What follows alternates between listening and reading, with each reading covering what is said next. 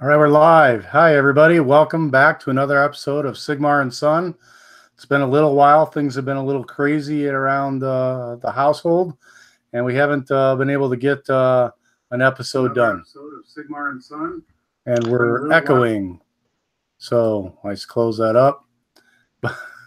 Sorry about that, everybody. I fail at the internet once again. It's an old person thing. Right. So anyway, we're back, and today we are going to talk about our thoughts with the Age of Sigmar 2 release. It's here. It's finally here.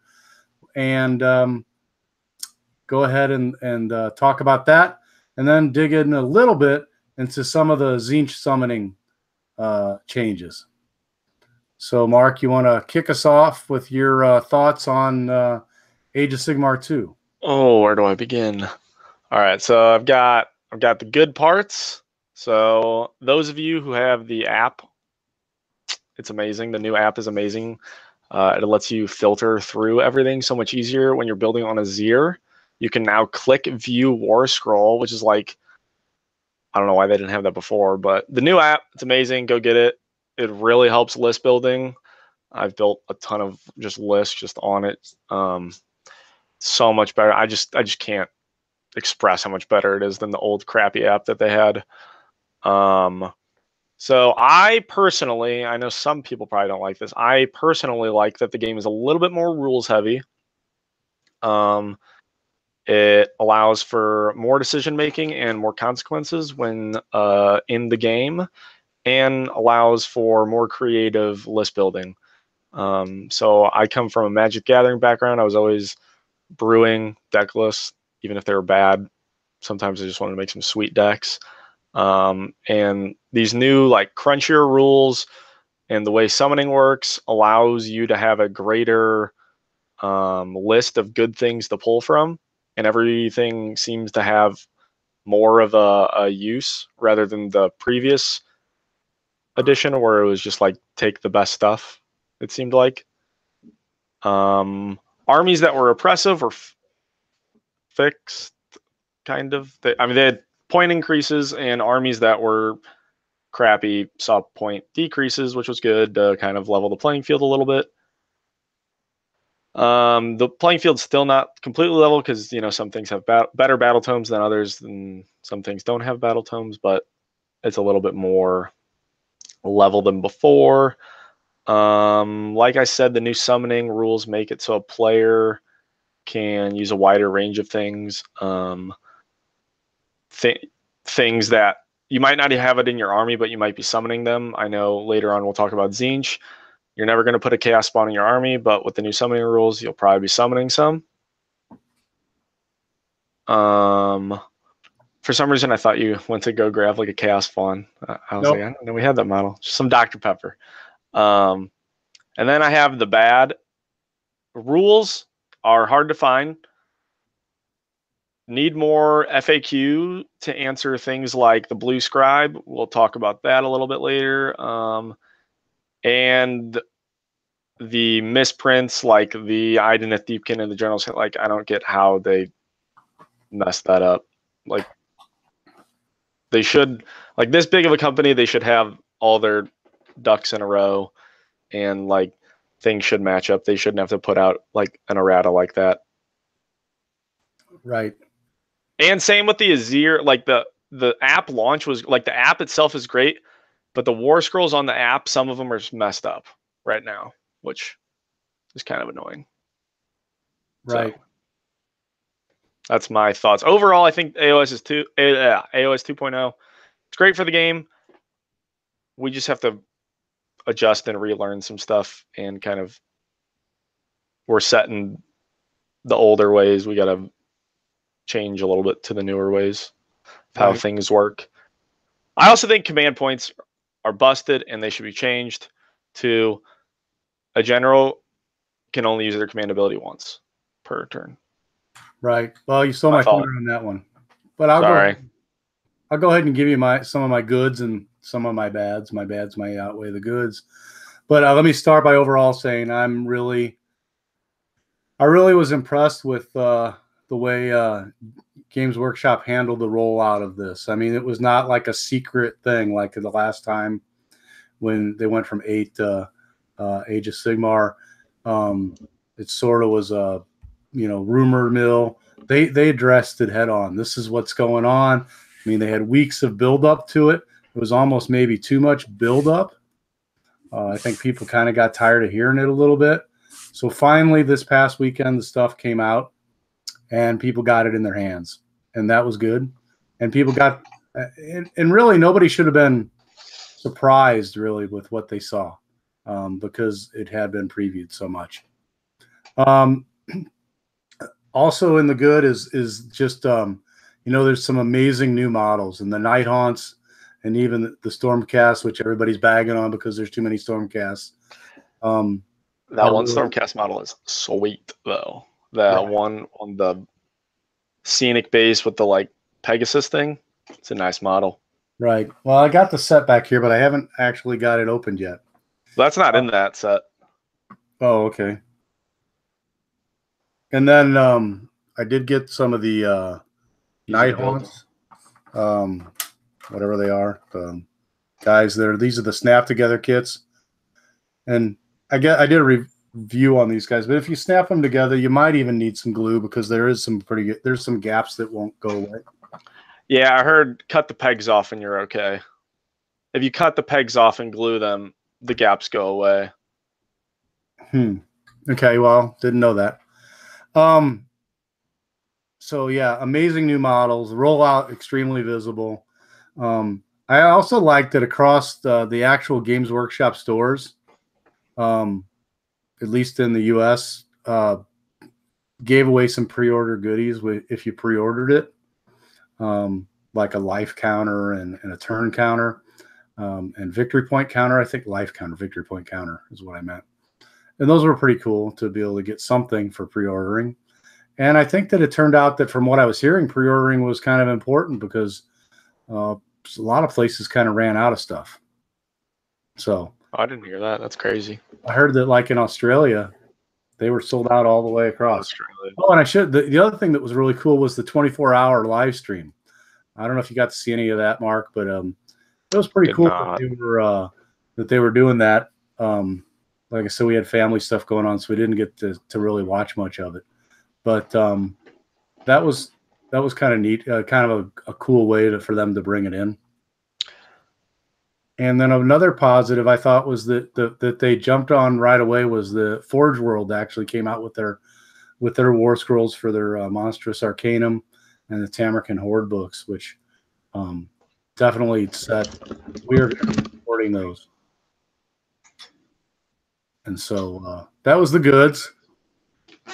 The bads. An echo there, Mark. I have no idea what you're doing, but the bad, I guess, again, like Mark said, the misprints. The point in the General's Handbook, the IDNF points are wrong. I guess at some point they had said that they were gonna. Maybe they decided they changed the points last minute, but boy, it's pretty hard to swallow that the General's Handbook points would be that wrong on a whole force, especially since I think, and I guess this prefaces a lot of what I'm saying.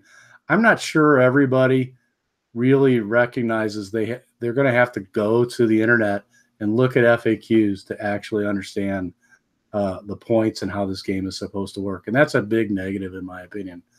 I went up to a launch day event, and somebody was playing what is it, I want to say Stormhorn, but the big guys, the ogres on the Beast Claws, Beast Claw Raiders. Yes, another problem I have, I can't ever remember all these names. But basically he had a Beast Claw Raider book or whatever, and he was playing it as was in the book as opposed to what had been FAQ'd previously. And I think that now it's just going to even be worse. There's going to be so many things where it's going to be like, well, I got my book. Well, that's really not right. Mm-hmm. So, yeah, I think they need to take all those books off the web, off their store, and basically, I don't know, come out with free versions, come out with cheap, I don't know, at least cheap versions on the phone that you could download if you Right. Or well, Because you're not printing anything. Like it's just you can always go get the war scroll from the web page.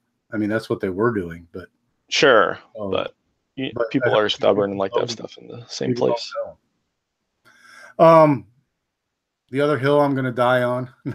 I joke about it but the base size recommendations, I mean, those things were messed up. The fact that you're recommending a base size that's different than the one that's in the box that you're currently selling for a model that came out last month, that's just stupid. And they're going to fix that. I think they already did. They might have already done that.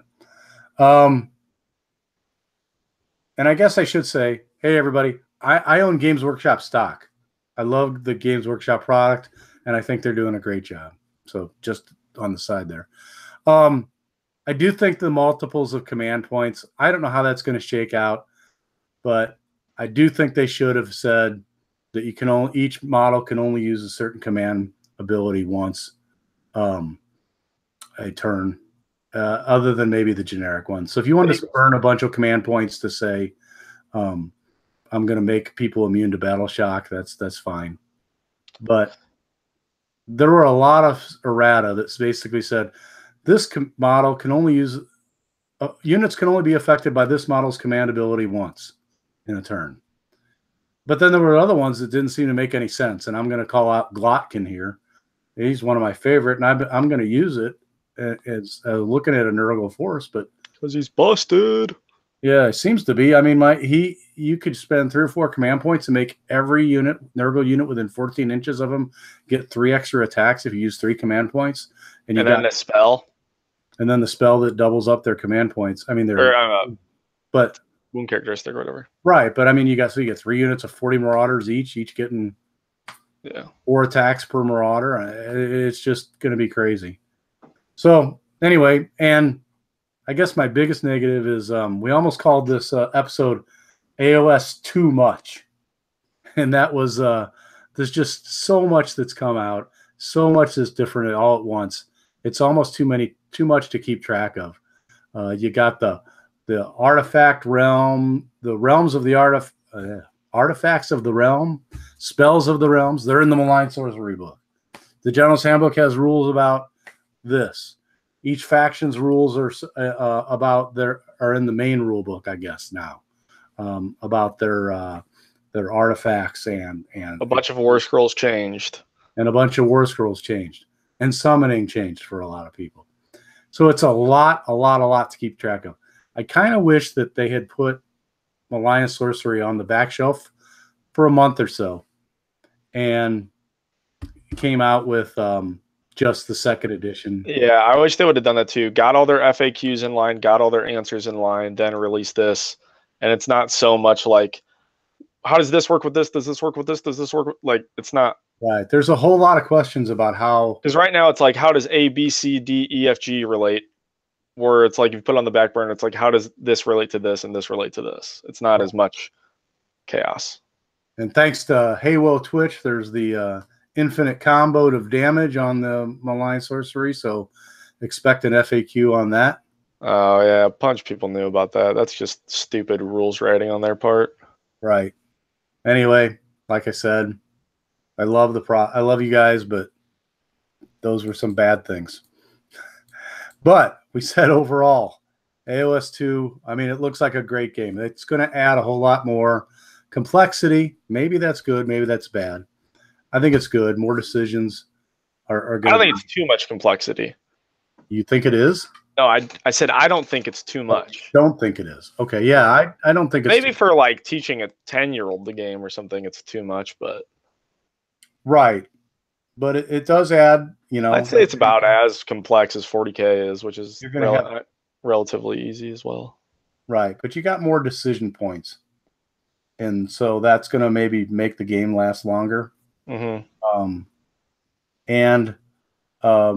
While the command points are really cool and stuff, before you used to only have to worry about what one guy could do, but now you got to worry about what every one of your guys that have command abilities could do, and what every one of the other guys have command abilities could do. So anyway, that's kind of our just our quick thoughts: good, bad, ugly, indifferent. Don't know if anybody's out there on the chat. There's more like the good and the bad, not so much the ugly. Right. I don't think. But if you're out here on chat and you see and you have any thoughts, let us know. Unfortunately, we didn't get this guy advertised out early enough. So anyway, we wanted to go over Tzeentch Summoning. Mark, do you want to? Mark had actually created a video prior to the launch of, and then they came out with the FAQ and pretty much invalidated his whole video. Guys, I worked really hard on this video. I spent like 7 hours editing. Dad will tell. He walked into my room at like 4 a.m. and was like, "Why are you up?" Right. And I was really proud of it. And then they put the errata out, and I was really pissed off. Right. So anyway, so he was doing that. I did some other videos. I also did under the what are we working on? I did a video for this guy here, Back to Basics. Paint rack, hold Citadel paint. I got several of those. Got it put together. Trying to get organized. It really holds any paint, just not. It'll hold anything. It snugly fits Citadel. Right. Like P3 fits pretty well in there. Dropper bottles. Yeah, they make a special one for dropper bottles too. Right. So you can you could go for that if you want. Yeah. So let's dig into the main topic of the week, the Tzeentch Summoning. Mark, why don't you all right. do that. All right. Pull this up and then I'll share my screen.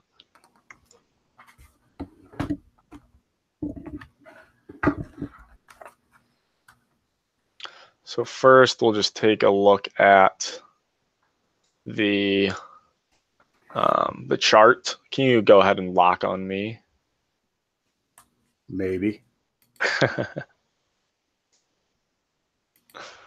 I have you locked on you? I don't know. To everyone. I think so. Yep. Yep. Awesome. Sweet. So we'll zoom in here a little bit. Here's the new summoning chart. So basically how this works is whenever you successfully cast the spell, so if it's unbound, you don't get a point for it. And then whenever your opponent successfully casts a spell, you gain a point. Here are the point costs. Lower change at 36 points. It's kind of steep. I think the best value is the 10 pink horrors for 20 points. 10 pink horrors is overall, after you do your splitting, which we'll talk about, 50 wounds, which is just absurd.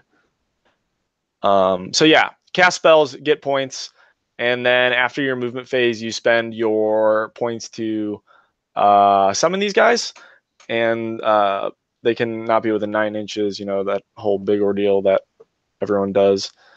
So we'll talk about the big changes to the horrors. Can I ask and then what's up? The does it have to be successfully cast?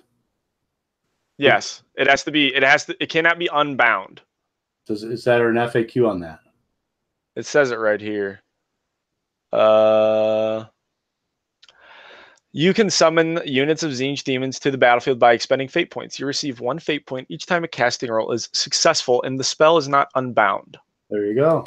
Note that you receive fate points whenever a spell is cast, be it by friend or foe. Tzeentch cares not where the magic or whence the magic flows. So yeah. The magic must flow. That's right. Yep. So that kind of, and then the pink horrors changed a lot. So pink horrors went up a ton in points, but I still think they're really good because, like I said, 10 pink horrors gives you 50 wounds of models. So you get rid of the whole splitting thing, and now you have this. If a pink horror model is slain, you can either take Petty Vengeance or receive 2 blue horror points. If you take Vengeance, you pick an enemy unit within 9 inches of the slain pink horror and roll a dice on a 6+. That enemy unit suffers a mortal wound. I don't really know if you'll ever do this. I think it's just better to take blue horror points and then, you know, get more dudes. And then, so basically, what? It says you can actually do both though, right? No, or take Petty Vengeance or, not and. you can either take Petty Vengeance or receive 2 blue horror points. Okay. So yeah, any blue horror points you receive can only be used on fate points when you summon a blue horror unit to that battlefield. So they kill 5 pink horrors. You get your 10 blue horror points. You can only spend those on blue horrors. You cannot spend them on Flamers of Tzeentch. Only blue horror points. So they just are substitutes for fate points for blue horrors only. And then the Brimstone horrors, it's the same. It's kind of the same thing. Whenever a blue horror dies, they split into Brimstone horrors. They do this by whenever a blue horror dies, you receive 1 Brimstone horror point. You can also do the Petty Vengeance thing as well. I don't know if this will ever be really used. And you can only use Brimstone horror points for Brimstone horrors.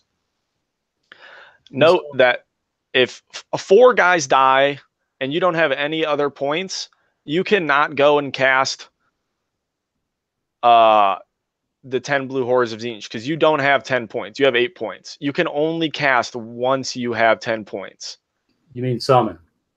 Yes, excuse me, summon. You can only summon when you have the 10 points. So if 4 guys die, you are unable to do it. But if you have, you can combine some other summoning. Yeah, so say you have 5 fate points from summoning and 3 pink horrors die. You can then summon.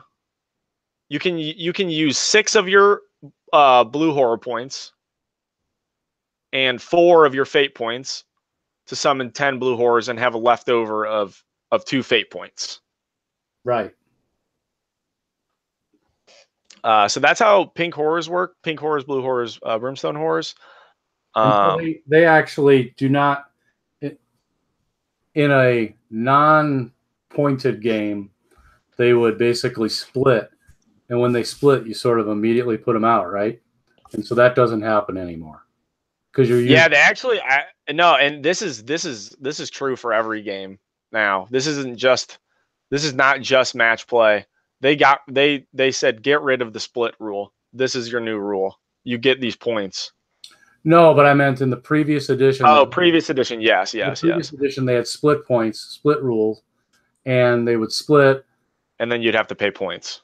And then you'd have to pay points, but if you're playing the whatever free summon, or if you were playing a narrative or open play, open play game, it happened. But the split would happen immediately, right? But now it only happens during after the game when you can summon units by fate points. Yes. Right here. It's at the movement, at the end of the movement phase. At the end of the movement phase. Yep. So we can get into some. So I'll leave this up. Let's get into.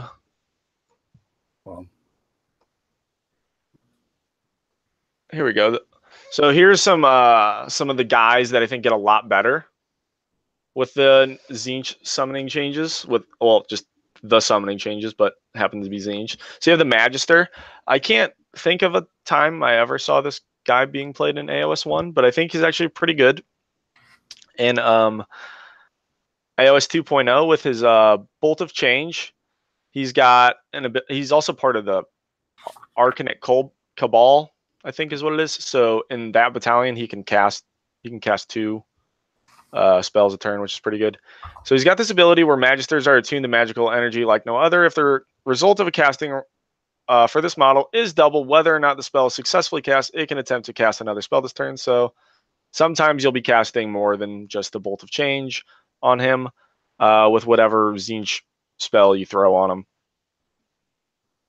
But yeah, the Bolt of Change. So the Bolt of Change has a casting value of 7, and you get to pick someone within 18 inches of the caster. That unit suffers D3 mortal wounds, and then you roll a dice for each model slain by the Bolt of Change. If any of the results are 4 or more, you can set up 1 chaos spawn under your control within 3 inches of the target. So if you throw this at a wound characteristic 1 unit, on average, you're going to deal 2 wounds. You're going to deal 2 mortal wounds. You're going to roll 2 dice. On average, you're going to get 1 4 or above, and you're going to summon a chaos spawn under your control. So Which Chaos Spawn, I mean, it's not. I mean, it's not great. unit, it's but nothing. It's not bad. It's not bad. It's free. Right. I mean, so yeah. Apparently, Chaos Spawns are Tzeentch now. I guess. I think. So that's the Magister. Like I said, I mean, he's got an all right stat line. Like I said, in that one battalion, I forget the name. I think it's Arcanite Cabal, I believe. He gets to cast another spell. So if you roll doubles and he's in that battalion, he can end up casting 3 spells a turn. Yeah, the Arcanite Cabal is a battalion for Tzeentch. Yeah, I believe that's it.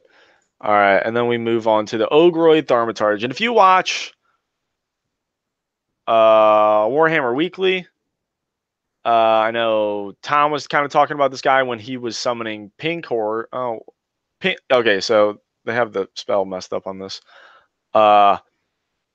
When he could summon Pink Horrors, but now he only summons blue, or I mean, excuse me, Brimstone Horrors. He does not summon a unit of pink or blue. Right. But, so this is an example of what we were talking about earlier with the War Scrolls and the not clean. I mean, so you go to the web page and you still pick the Ogroid Thaumaturge, you pull its War Scroll PDF down, and you got something that's not the right rules. Yeah, which is weird because I have another download of it where the rules are right. So anyways, anyway, the Fire Blast, casting value of 7. If successfully cast, you pick a visible enemy unit within 18 inches. The unit you pick suffers D6 mortal wounds.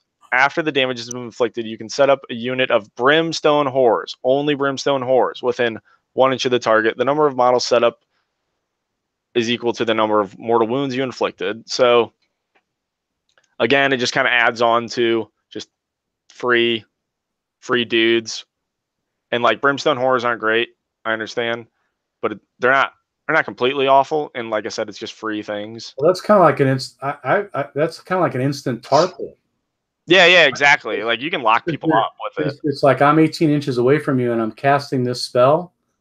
Bam, you got some guys within 1 inch of you. That unit can't move. It's got to pile in. Yeah. End of story. I mean, it can retreat, I suppose, but yeah. Right. It could retreat. Yeah, and it's pretty tanky. I mean, it doesn't have the best save, but it's got 8 wounds. And it's kind of a boss in melee, honestly. Yeah, that 3 damage, Ren -2. Yeah, like this thing will mess you up if you go after it in melee. And then it gets Arcane Bolt, Mystic Shield, Fire Blast. It also knows whatever Tzeentch spell you're gonna give it. It also gets to do a D3 on a charge. Yeah, it's really good. But don't let it suffer more than 5 wounds, because then it gets worse at casting. Right. But it also adds, so it's kind of like it gets pissed off. It's more about beating that ass rather than, excuse my language. Anyways, next we have, we'll get to the Blue Scribes last. No, let's do them now. Yeah. Okay. Blue Scribes. Apparently I caused an argument over these on a Facebook page. On accident, I posted like, so are these guys able to, how do these guys work with end the spells? And I woke up to everyone disagreeing with each other. The way I read it right now, with their, with their ability is that, yes, they can cast endless spells off of their ability, which is Frantic Scribbling. Roll a dice. Go through that ability, yeah. Yeah, roll a dice each time a wizard within 18 inches of the Blue Scribes successfully casts a spell, whether or not it is unbound. So if you unbind it, you still get to learn it, maybe. So on a 4 or more, the Scribes learn that spell and can attempt to cast it in subsequent turns. The way I read this right now, along with the Malign Sorcery rules that are out, yes, I can cast endless spells. I'd love for your guys' thoughts on this. Comment. Give us a holler what you guys think. But the way I believe you think too, that right. I was trying to go for that here. Where it talked in the General's Handbook, it says endless spells have pitched battle profiles and a points cost. By paying the spell's points costs, all wizards in the player's army know that endless spell. And so that's the key there. Basically, you have to pay the points to know it. But these guys steal it. Get to know it by the die roll. Yeah, so I don't know. And then these don't necessarily summon actual things, but you know, malign sorcery, you're basically summoning models. So I kind of brought these guys in. They also are good because you have the Boon of Tzeentch, casting value of 4. If successfully cast, you can re-roll failed casting rolls made for Tzeentch wizards within 18 inches. So, and that's going to add to it's going to add to your ability to gain fate points because you're casting spells, right, more often. Yeah, I don't know. These guys are 160 points. 160 points, I believe, in the new edition. If they FAQ it to where these guys can cast endless spells, which I believe is how the rule is written right now, I think these guys are really good. Like really, really good. They're actually 140 points. Even better. But yeah, I think these guys are really good. If you can steal an endless spell, I mean that's nothing to laugh at. Right. If you can steal Purple Sun or something, Jesus. Yeah. However, you can't put a Purple Sun out right when another one's out. Well, if you unbind it, you can still learn it. Unbind it and steal it and put it out. You're not stealing the one that they're putting out, though, I guess. Yeah, exactly. Yeah. You're casting it with the Scrolls of Sorcery, which is you only have to roll 2 through 6 to cast it. Yeah. And it can only unbound a 9 or more. Yeah, I think these guys are really good. Right. Like you said, it's like, unbind. We'll see, though, right? I mean, the way the rules are written, yes, you can do it. Is that what they intended? We don't know. Yeah, who knows? Kara's Fateweaver. Kara's Fateweaver has seen an increase into up to 380 points.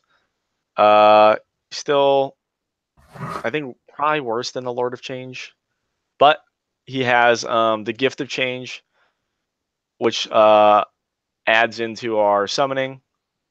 So Gift of Change has a casting value of 8. If successfully cast, pick a visible enemy unit within 18 inches of the caster. That unit suffers a number of mortal wounds as shown in the damage table above. So anywhere from D6 to just 1. If any models are slain by this, you can set up a chaos spawn. So there's another, set up a free chaos spawn if you kill something. And again, within 3 inches of what you killed, so it's gonna yeah, exactly, forfeit that unit a little bit. Yep. Even if it's just a chaos spawn that they run over in a turn. He also knows the spells of all other wizards from your army that are within 18 inches. So kind of cool. Ones that the blue Scribes steal? I don't believe so because they don't actually know. Well, let's. Oh God, I don't know. More FAQs. Interesting question. Yeah, it says they learned that spell. So when they learn it, I would assume right? Yeah, I would have thought this question would have been answered in the previous version, but maybe it was just obvious, or maybe nobody actually. No one played the blue Scribes. Who cared? Right. So anyway. All right. Next we have the Curse Ling. This guy they actually featured on the on their faction focus, right? Yeah. So what we're talking about, they actually talked about in their faction. He can steal endless spells. It even has it in the errata as well. So the Curse Ling reaches into his adversary's mind and steals arcane. Oh, it doesn't matter. Casting value of 3. If successfully cast, pick an enemy wizard within 24 inches. Choose one of the spells from their war scroll and roll 2 dice, and then you can cast it. And then he learns it for the rest of the battle. But, oh, you know what? I'm totally dumb. The Vessels of Chaos is what we're talking about. Excuse me. Each time the Curse Ling successfully unbinds an enemy spell, you can immediately attempt to cast it, though it is your opponent's hero phase. Your opponent casts endless spell, you unbind it, you cast it. Right, and then now with the, like they said, with the 30-inch unbind, it's really good. He's really good. Yeah. And your opponent cannot attempt to unbind it. And then, so like this, I said, there's also Glean Magic. yeah. And this also, I believe, this would also give him a fate point. Right. And then Gleam Magic, he can... Now, this says from their War Scroll, so I don't think he can take endless spells with this. No, I don't believe so. But it's still a good thing. And this guy can cast 2 spells a turn, so up to 3 fate points a round. So... Mark, I have to step out a second. Okay. Keep talking. All right. All right. I wish you would unshare because I'm done. But now we have I kind of want to talk about some like efficiency things we have. So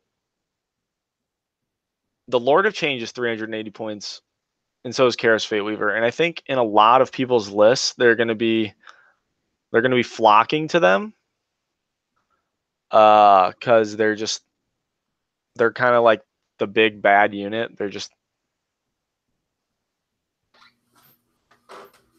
they're just good big guys. But I think that when you look at terms of efficiency, can you stop presenting to everyone on me?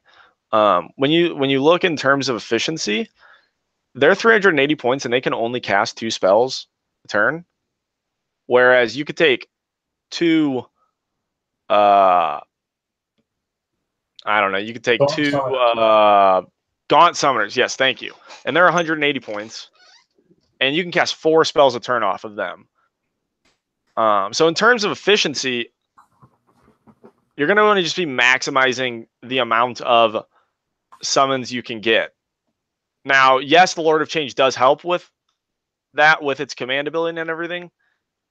But the sheer number of spells you can kind of sling out, it doesn't help out with so much. So I just think that's kind of important to think about when list building. With a summoning list in mind, like don't just flock towards the Lord of Change or Chaos Fate Weaver because they're the big guys of Tzeentch. Like I haven't play tested any, but in my like theory crafting, I'm pretty sure it's just better to have like the I think I have it right here, the Arcanate Cabal. So in this thing, you've got these guys get extra spell casts, and these guys are only 100 to 200 points. So I just think that they're a lot better, and you get to re-roll Destiny dice. Okay. I said it right here, but I meant the Tzeentch Arcanate Cabal. I forgot that I wasn't sharing anymore. I can. No, that's fine. And I have a sample list if you want to bring that up. If you want to talk about that. I've changed it to your presenting. Okay, I'll screen share. So here's the Arcanate Cabal that I've been talking about this entire time. So you have 3 to 9 units chosen in any combination of the following list. You have the Fate Master, Magister, and the Zangor Shaman. You can roll a dice on a roll of 4, 5, or 6.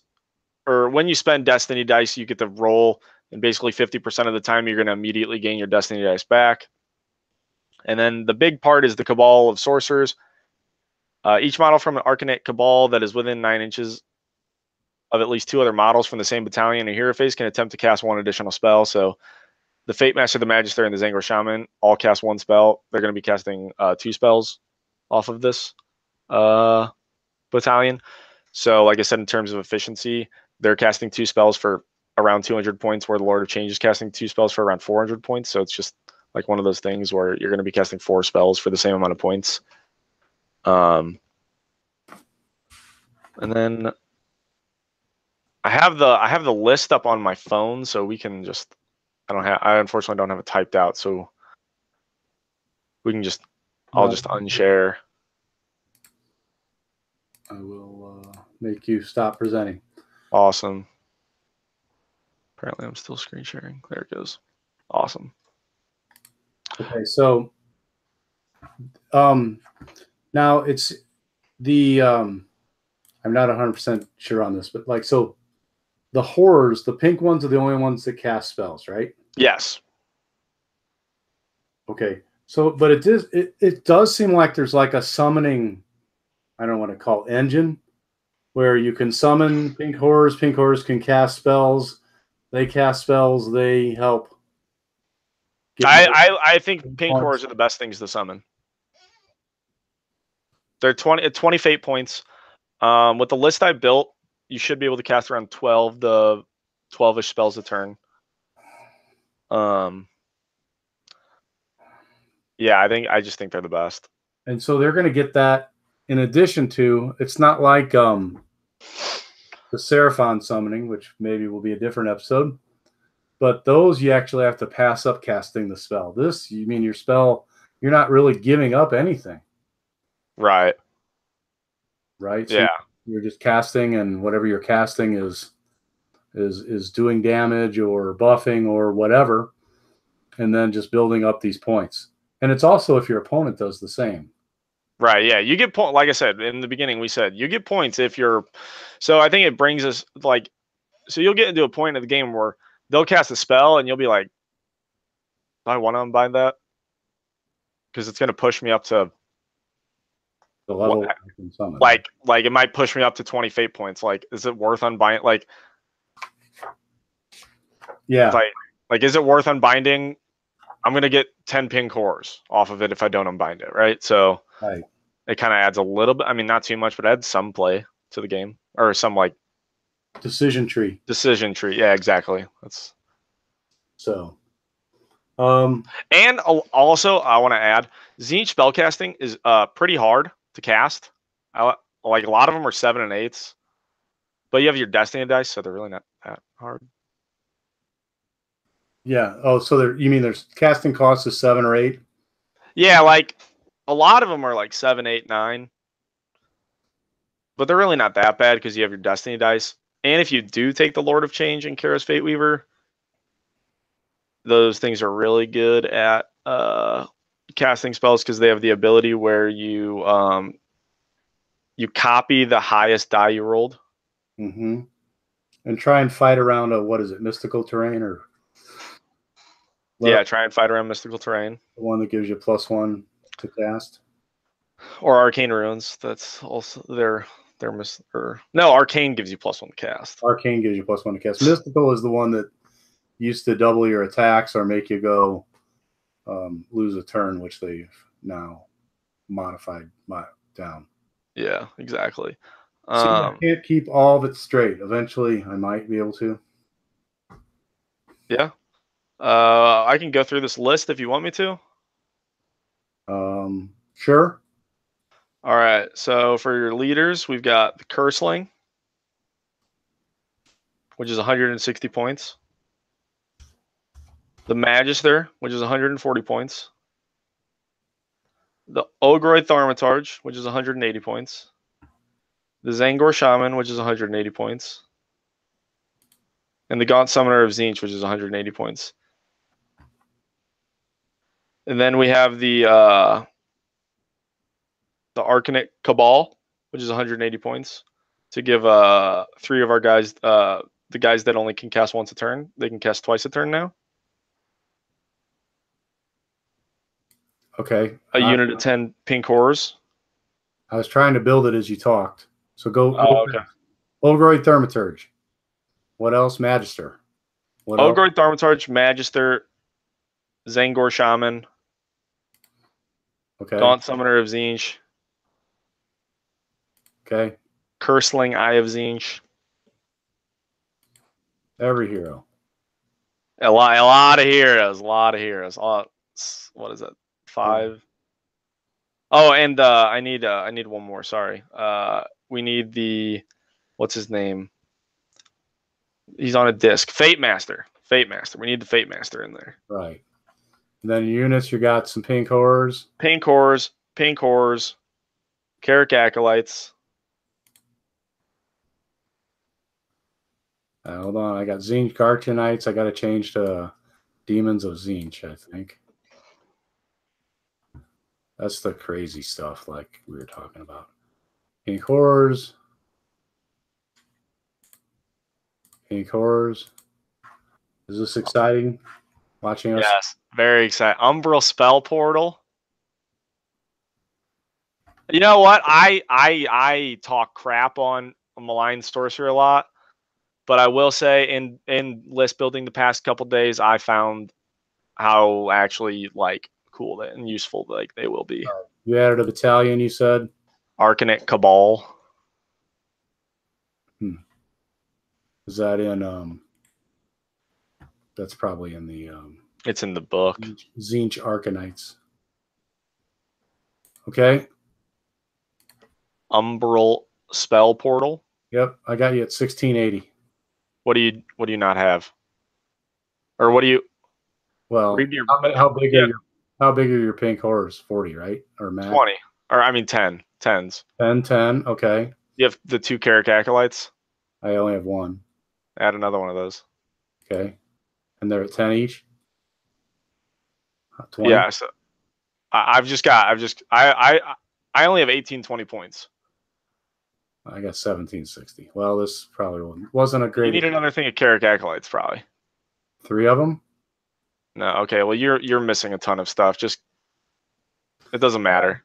This does. So, just real fast, read your list again. Curse Ling, Eye of Tzeentch. Gaunt Summoner of Tzeentch. Magister. Ogroid Thaumaturge. Zangor Shaman. Fate Master. That's the one you don't have, I guarantee it. Okay. Go ahead. Pink Horrors. Pink Horrors. 10 each? Yes. Okay. Carrick Acolyte. Carrick Acolyte. 10 each. Okay. Arcanate Cabal. Yep. Umbral Spell Portal. Okay. Chromatic Cogs. That's what I didn't have. Yeah, the Chromatic Cogs are really good because of the you can set it to where you can go fast or you can cast spells better. Yeah. +2 to cast spell? I think it's +1. +1? Okay. Whatever, it helps you cast spells better, and that's all we're doing. So in this list, we can all these guys can cast 2 spells. So you got 1, 2, 3, 4, 5, 6. So that's 12 spells a turn we can cast. 13, 14. 14, we can cast 14 spells a turn. That's 14 fate points on turn 1. Right. And then whatever your opponent casts. Right. Along with Unbinding, you're probably going to get around 10 fate points a turn. You're going to... But, I mean, you could turn 3 a Lord of Change. I mean, if you really want to try that hard, you can turn 3 a Lord of Change pretty easily in this list. Wow. So, the rumors of Tzeentch's demise have been overstated. I mean, they're not as good. Right, but there was this huge amount of screaming about their points going up, and the battalion points went up, and all their models points went up. But it sounds like I think they're fine. I still think they're top 5. I think they're the top 5 of well, they were top AOS. A lot, right? Yeah, they were. I would say they were the best previously, but yeah, I'd say they're top 5. I mean, I really don't know the meta in AOS 2.0, right? Like, I don't think anyone does. Right. We'll have to wait for some stuff. But in my, brain, my theory crafting, right, I think that it is top 5. Right. And who knows? It could be number 1 again. Tzeentch. They're really good at just. They're really good at everything. They're just great. Just if those pink and blue horrors didn't look so stupid. I think that looks sweet. You're dumb. Yeah, I like the one in the set, Silver Tower. Silver Tower ones look better. Yeah, they look pretty cool. So, anyway, I guess that's our quick show for the evening. I think it lasted an hour. It's not very quick. Not quite an hour. So anyway, that's it for now. If you have any comments or anything about what we were talking about, make sure to leave them below. We'll try and answer them. I'm the Dice Must Flow on Twitter. Mark is not on Twitter. not on Twitter right now. That's not true. I do have a Twitter, but I don't know it. He doesn't know it. But he is on Facebook all over the place. Just say that you have some Tzeentch stuff for sale in one of the sale things, and he'll probably be all over it. Mark Decals on Facebook if you want to hit me up. I'm more than happy to talk to any of you, all my loyal fans. All your loyal fans, all 3 of them. Apparently, that's all we got 2 viewers right now.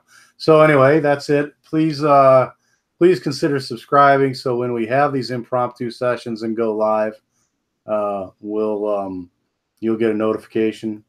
I promise one day our schedules will not be so hectic and we'll have a better. Right. It really would be nice to get this on a schedule so everybody would know when things are going.